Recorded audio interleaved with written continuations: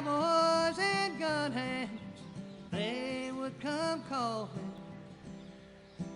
Her heart belonged to the cowboy because the Lord God.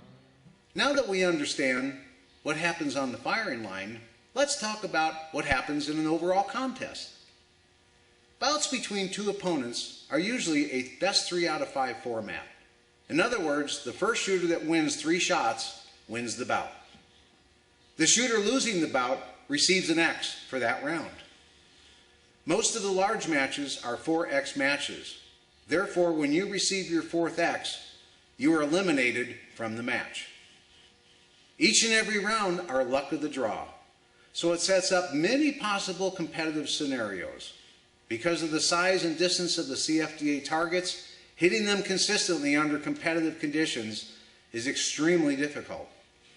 So quite often, the faster shooters do not win the bouts. The most consistent shooters usually survive to the final rounds. In most cases, especially in large matches, there's always plenty of shooting to go around, even if competitors were eliminated in the early rounds of the overall competition. These are in the form of category, second chance, and bracket matches. CFDA also has other popular formats for club events.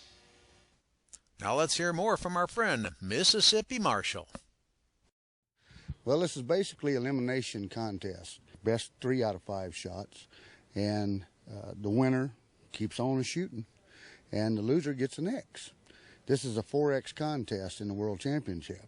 So you've got to go to the line and lose 4 times to be out of the contest. But to actually establish the world champion, they'll have had to survive through 106 shooters throughout this whole weekend. And it's basically, at the end, they're the only one left that's alive.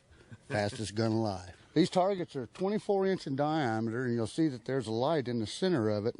And we shoot from 21 feet away, reaction distance. And we give a couple of prompt commands to get a shooter ready to go, and they're paired up one-on-one. And so this kind of like it works like a little drag race. We give the commands, the lights will come on at the same time on both targets. The shooter then has to draw the gun, cock the gun, fire the gun, and the bullet strike the target. Now there's sensors on the back of these targets to pick up those hits. We'll be measuring this thing in thousandths of a second.